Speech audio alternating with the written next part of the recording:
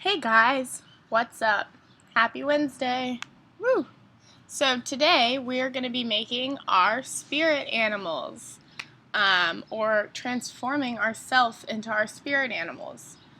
At this point, we should have already talked about how you are going to choose your spirit animal, and so I'm going to start you off with this tutorial on how you can transform yourself into it by starting at Flickr. Now, Flickr is a great website where photographers post their work, and I'm going to show you a little bit more in class because I don't have Wi-Fi on right now. But basically, you want to go to Flickr and turn on your Creative Commons. This is what I will show you in class. This just means that the photographer will allow you to download their picture. So I have done that, and I have found this picture of a deer. And I'm going to go over to the bottom right hand corner and click the download button. But at this point, I've also already done that, so I'm going to go over and find my photo and drag it into Photoshop. Now, I'm working off a Mac, so things will be slightly different here and there, but ultimately they should be pretty similar. So now I have a picture of a deer, and I have a portrait of my friend that I'm going to pretend is my self-portrait. The first thing I want to do is look at my portrait, and I want to look at the exposure. Does it need anything? I think it does, so I'm going to go into levels. I'm going to read my histogram and bring my shadows in just slightly because it's a really dark photo. And then I'm going to bring my my highlights in even further so that my friend really pops out. It's a little too bright, so I'm going to tone it back a little. Now that's a pretty decent exposure. I can do any of the other adjustments that we have learned or are in the Photoshop cheat book, but I'm for now just really going to start with the levels. So now that I have this levels, I'm going to also want to copy my background layer, and I did that by pressing the unlock button.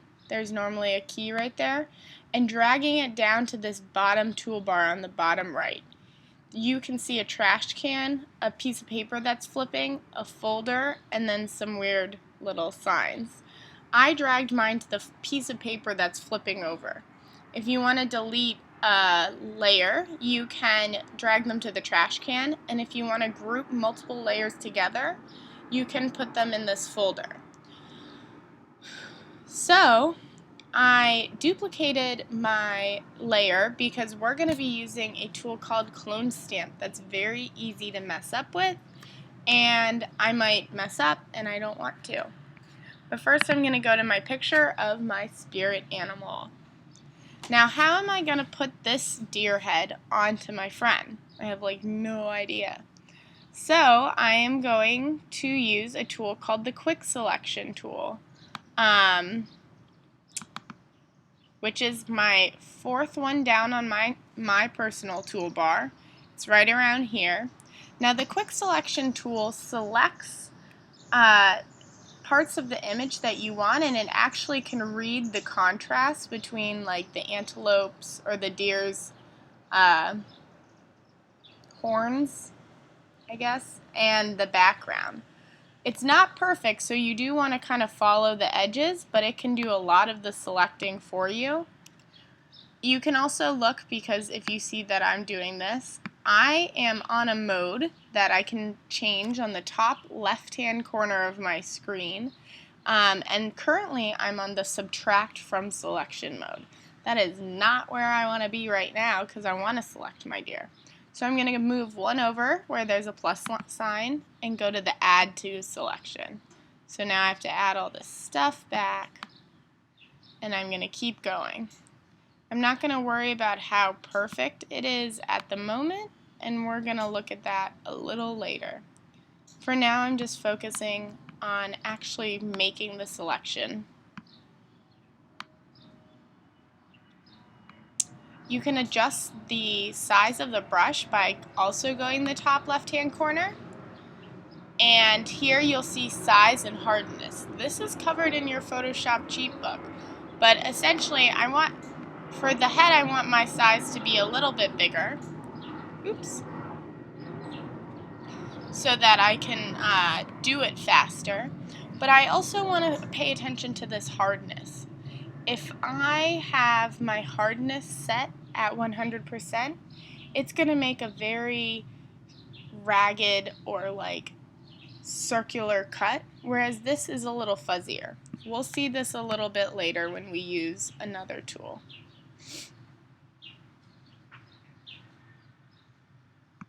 So now I have a general outline of my deer head. I'm going to go in and clean up some areas right there. I'm not going to worry about this in between the ears area because it looks really hard to do and maybe I can get rid of it later.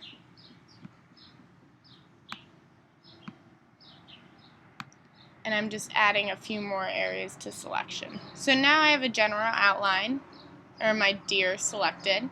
So I'm going to go to Edit, Copy, and then Edit, Paste. You might get this warnings pop up. It is nothing to worry about. Just press OK. And now you can see I have my deer head, which is a little bit too big for my person. So I'm going to go to Edit, Free Transform. You should all know this from the alphabet, but this allows you to resize whatever you have selected. While holding down the Shift key, I'm going to move the corner in so that it becomes smaller but stays proportional. So how am I going to fit this head over my friend's body while making it still pretty proportional? I'm going to have to use a funky little tool called the Clone Stamp tool. So for now I'm going to go to my Layers panel, and I'm going to turn the eyeball off so that I can see my underlying image. I'm going to be working on my background layer that I made a copy of, so I'm going to rename my deer head layer to deer head and rename this layer to work area. You can rename these whatever you want. This is just to stay organized. I want to make sure though that my work area is highlighted. So now I'm going to go to my toolbar and use this tool called the Clone Stamp tool. This essentially allows you to press down Option and click an area, and then it will copy that area. So you can give someone a third eye, you can make more leaves show up, that was a bad example, make more leaves show up, or do really whatever you want. So there is some things you should know about the Clone Stamp tool. The point of it is to press down Option and click, and then keep clicking. And if you keep clicking, you will see where the little T comes up, which is currently in her original glasses. That is where it's going to be copying from while you're clicking down and pasting. So you don't have to keep clicking Option every single time, but it's good to click it every like 3 times you paste down something, because it can be very, very finicky, and this could happen where it's pasting the same thing over and over again. You don't want that to happen. If you have more questions on that, we can talk about that. It's kind of a hard tool to explain, but once you get the hang of it, it's very easy. So clearly I made some mistakes, so I'm going to go to Edit, Step Back to get rid of them. Had I really messed up, I could have just deleted my original, or my work area layer, and copied my original one again and started over. So I want to hide my friend's face. So as you can see, I'm copying the black area, and I'm actually just doing one fluid motion of dragging down. This is what I'm talking about where it gets dangerous. If you, for example, copied right here and then drag down, or maybe here, if you copied right here and then drag to the side, it would start to paste those leaves. I don't know why the example's not working. Anyway, so I am going to get rid of my friend by clicking and getting rid of her face. So I'm copying the black area by pressing Option and click at the same time. Oops. And I'm getting rid of her face, or pasting, by clicking down. Now half her face is gone, which is pretty cool. I'm going to see how the deer head looks now. It mostly covers. But now I can see that the deer head is really raggedy, and that does not look too real. So I'm going to turn that back off and go to my image where my image is already selected.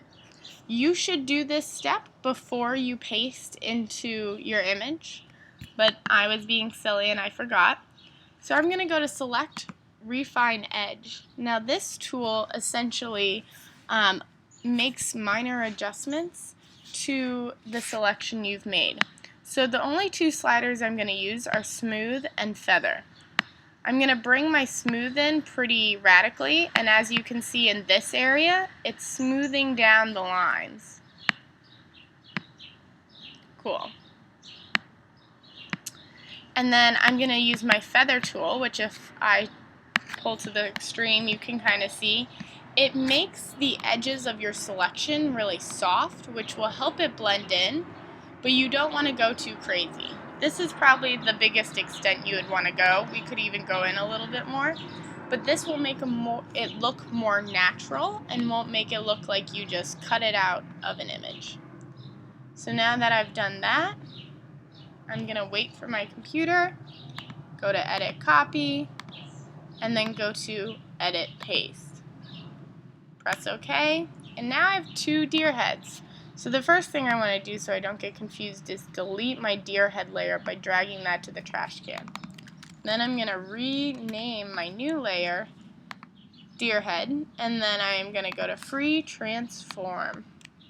So I'm pressing the Shift key while I'm dragging in the corners to make it a little bit smaller. So let's see how this fits. This is too small, maybe too big. Maybe something just like that.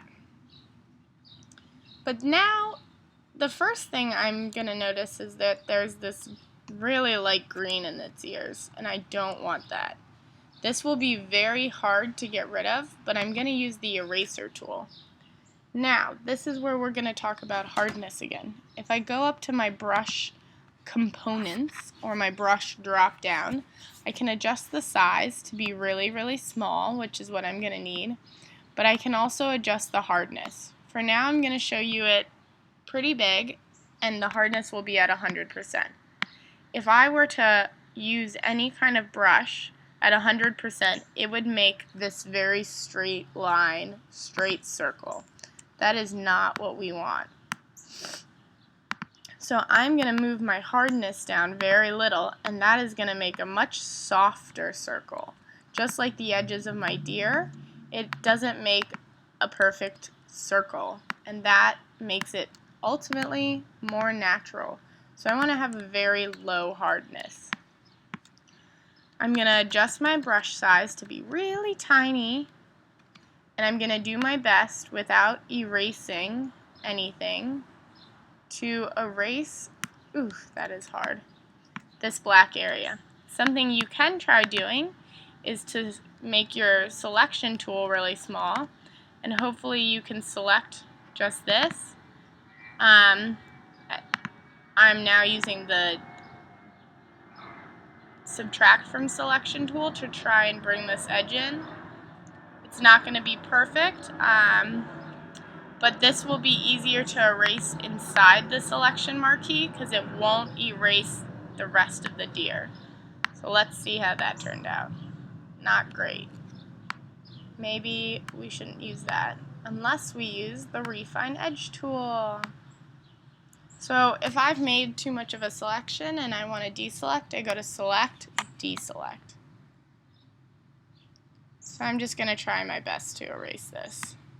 It's going to maybe mess up a little, but I'll live with that.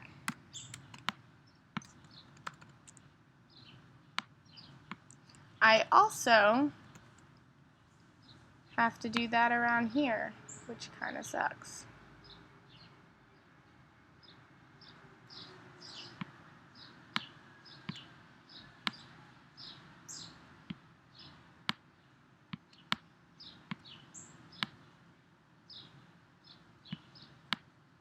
So all I'm doing is erasing, and I'm using my eraser like a pen, just trying to trace the sides.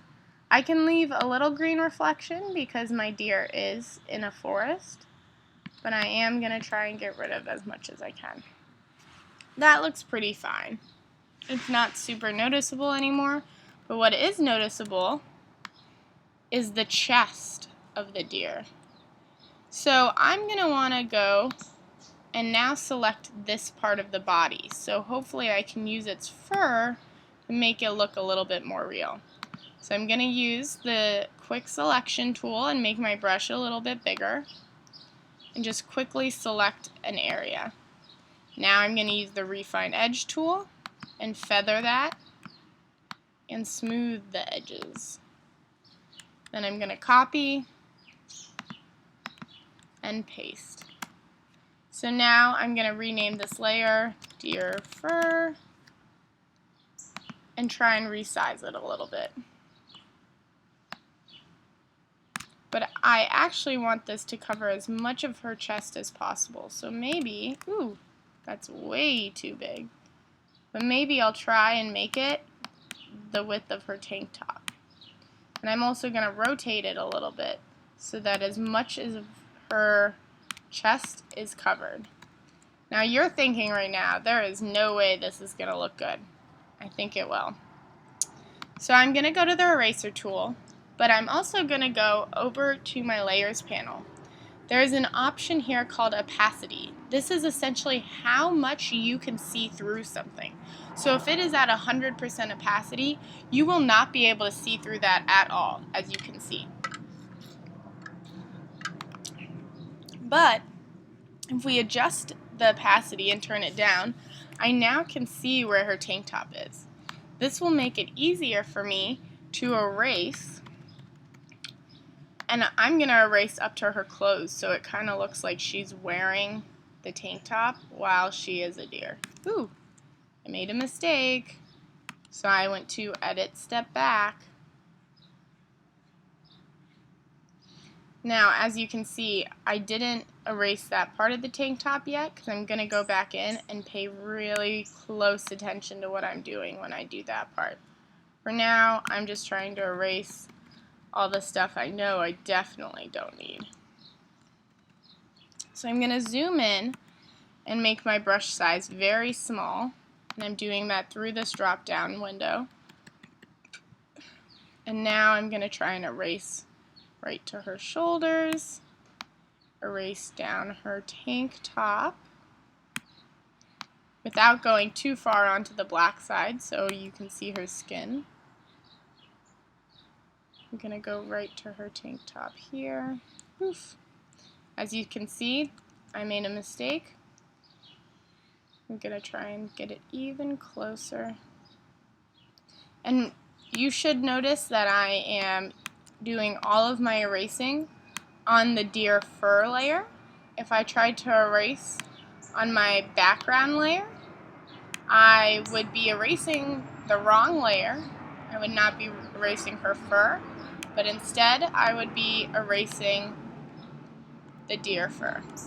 So we're going to turn that up. That looks pretty good. But as you can see, these leaves are here, and they kind of cover her front body. So I'm going to want to try and erase the fur off of the leaves. This goes for the neck too, which I'll come back and do in a minute.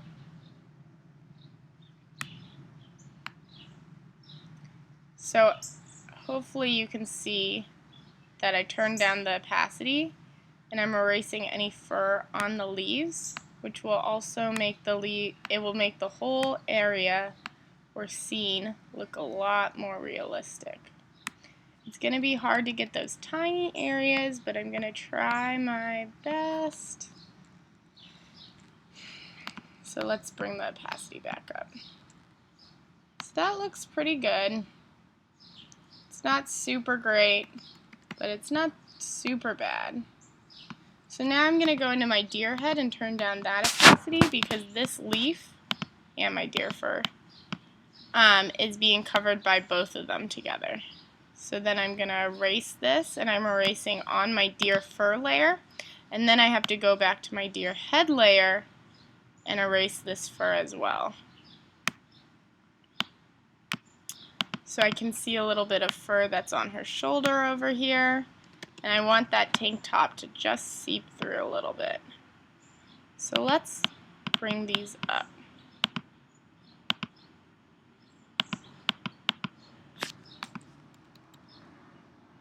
So it looks pretty good, but I think that I want my neck of my deer to be shown a little bit more because it kind of just cuts off. So I'm going to bring my deer head layer and I'm going to drag it on top of my deer fur layer. Basically, the reason that you can even see the deer head and whatnot is because it's on top of my background layer. So now I'm just going to try and make this deer neck as realistic as possible. I'm going to do that by trying to follow the natural lines in his neck.